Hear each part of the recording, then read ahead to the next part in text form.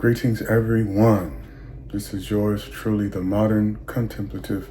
I've been away for a while intentionally because I have been doing a lot of deep research, a lot of heavy lifting, so to speak, so that people like you who are very busy, stressed out in today's fast-paced society don't have to do it. This is what I do. I'm a contemplative, I am a writer, I am a critical thinker. I've been this way since a child.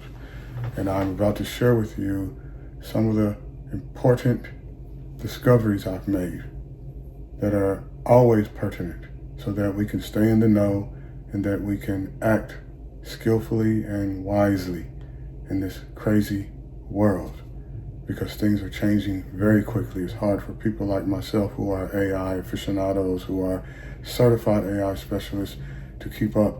Alongside that, I am a meditation and art of mindful living expert. That's why I dedicated over 5 years to being a monk. And before that, I had a meditation practice and I studied many different religious/spiritual systems. So you want to pay close attention to everything I share, footage from experts in the field of AI and machine learning, AI aficionados, experts, people you need to listen to. People who are not caught up in hyperbole and sensationalism, people who give you the facts, people who have prescience, people who are able to guide you well, such as myself, who have your best interests in mind. So without further ado, enjoy this episode, take notes, be well, maximize your intelligence and wellness. In the first clip that I'm going to share with you, you will hear from Matthew Berman. He is arguably one of the most important voices to listen to regarding AI. He knows his computer science. He knows coding. He's an entrepreneur. He's owned businesses. If you haven't subscribed to Matthew Berman, do so right away. That's one of my favorite YouTube channels alongside David Shapiro's YouTube channel. And I'll share something from David Shapiro in a separate video. I don't want this video to be too long because people have ever shrinking attention spans. We need to work on that as well through meditation and mindfulness. But here's Matthew Berman. Listen to what he says and check out the graphs that he highlights. So the first thing I want to talk about is this graph, which is really cool to look at. Only back in 2012, which was about 13 years ago, AlexNet was created, one of the creators, Ilya Sutskever, and basically it was a way of classifying images. And then fast forward, we have perception AI, generative AI, and then the key, bullish on agents, agentic AI. And that is where we are in 2025. And we're kind of already heading towards physical AI, but I believe 2025 is the year of agentic AI. So here he lists coding assistant, customer service, patient care, but it is so much more than that. It is the raw intelligence of a large language model wrapped with everything it needs to actually do things in the real world, whether it's the digital real world or the actual physical real world. So memory, tool usage, web browsing, access to your personal information, access to other documents. This truly is the year of agents. And I promise you're gonna get sick of me saying that very soon. Okay, now you are about to hear from François Chollet, who created the famous ARC-AGI test. And it's important to listen to him because he was and still is quite skeptical. He's not caught up in the AI overhype, and his benchmark that he created is very important because OpenAI's newest model, the O3 model, has already gotten a score higher than any human being.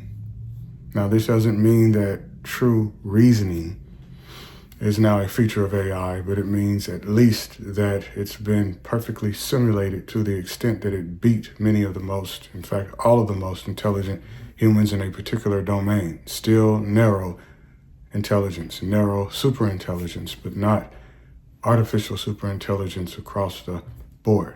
Not yet. So listen to what François Chollet says.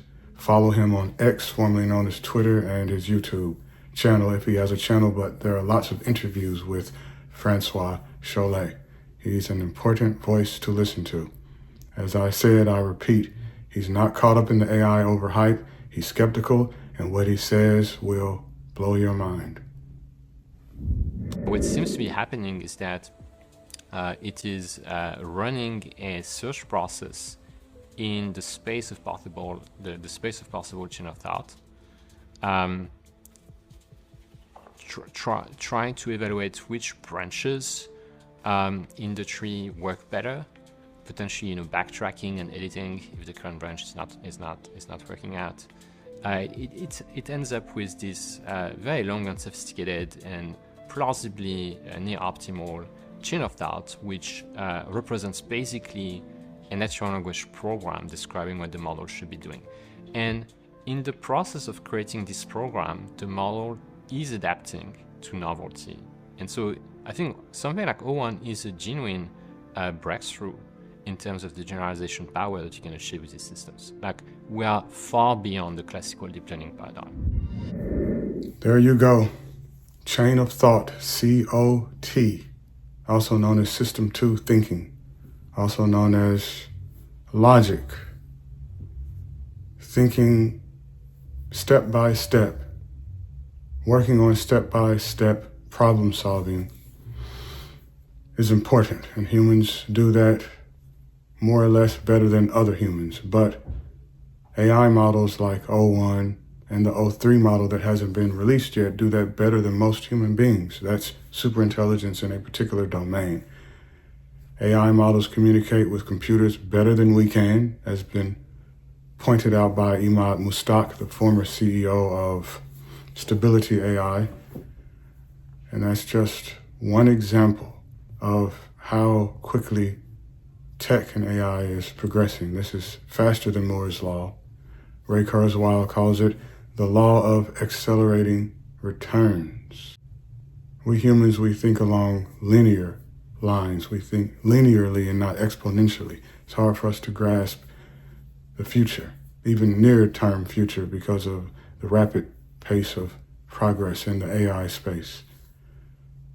So what I've shared allows you to see that things are moving so quickly in the AI space that no one person can keep up with all of the rapid advancements. And so it's important to follow figures like Matthew Berman, François Chollet, myself, David Shapiro, people who are always testing the models, leveraging them, finding useful use cases to maximize intelligence and wellness. That's important to me, and I know that that is important to you. That is why you have subscribed to this channel. And if you haven't, do that now. Hit the like and subscribe, leave a comment, ask any question anytime. On to the next clip. How do you create more capacity? How do you allow our financial advisors to have better conversations and more of them? What this technology does is it makes you as smart as the smartest person in the organization. The individual you just heard from is a Wall Street insider, expert, analyst. When he says that it, quote it, meaning most likely the O1 model, because lots of people on Wall Street are paying $200 a month for the O1 Pro model, which can reason better than most human beings. And even if he wasn't referring to that model, there are other models like Claude's 3.5 Sonnet, which has an IQ that is higher than 100, meaning higher than the average IQ of a person. When he says that it makes you the smartest person, as smart as the smartest person in the room, there's some hyperbole there, because someone who's already gifted with a high IQ using AI will still be overall smarter, but you'll be capable as that individual. So when I talk about maximizing intelligence, that's what I'm talking about. Raising your IQ, augmenting your intelligence to stay relevant.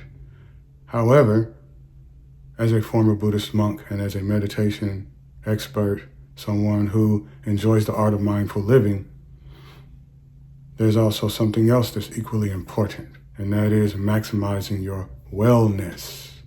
How do you deal with stress? How do you navigate uncertainty? We'll have to do both going forward. We'll have to take care of our mental health and also raise our intelligence and demonstrate our ability to leverage the best forms of digital intelligence to stay relevant, to showcase your skills, and to increase your human capital. That's important to know about. An important concept from economics, human capital. Eventually, it'll just be capital. It'll be automated, and humanoid robots will come in and do most of the menial work, the hard physical tasks, while digital intelligence takes over the cognitive work, software engineering, software development, data analyst roles, data engineering. All of that will be fully automated within a decade. Within 5 years, it will be partially automated. People will work remotely and do less. Even those who are not bullish on AI, such as Jeffrey Hinton and others, have acknowledged that. Jamie Dimon most recently talked about a 3-day work week. So even though a lot of companies are demanding that people come back to the office space 4 or 5 days a week, eventually people will be working remotely because most of the heavy cognitive lifting will be done by digital intelligence, also known as artificial intelligence. I call it augmented intelligence because it's based on human intelligence, writ large, in the aggregate. In the spirit of transparency, here's a quick look at some of the tabs I have open with just one AI model that I use a lot, GPT-4o. Sometimes I use their reasoning model, but for most tasks, this model is smart enough, smarter than most people. You can see I've been doing research on the World Economic Forum regarding the 2025 jobs report. I've also been working on a nonprofit, and there's an essay that will be posted soon on my Substack, giving you everything you need to know about that endeavor and why it is important. That's the culmination of my life's passion, pursuits, endeavors. It's also the way that I have integrated the beauty of monk life into the secular world. As a lifelong learner, you can see I'm always staying up to date regarding IT and cybersecurity, having specializations in both fields. In this hyper-competitive market, it's not easy to gain employment. I'm still working on that. As an entrepreneur, that's not a big deal. I'm always finding ways to generate income. And you must do the same. Be resilient, be fearless.